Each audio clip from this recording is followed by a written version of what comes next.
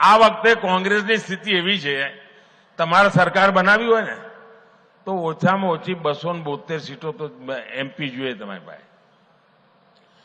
અમારી સિવાય, ભાજપ સિવાય આ દેશમાં એક પણ પોલિટિકલ પાર્ટી, કોંગ્રેસ પણ 272 લડાવતા જ નથી. બોલો, એટલે તમે 272 લડાવતા નથી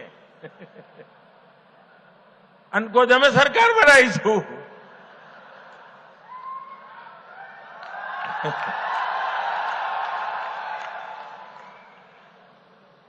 આજે તો એમની સ્થિતિ એવી છે કે આ એમનું જે શાહી પરિવાર છે ને, દિલ્હીમાં રહે છે,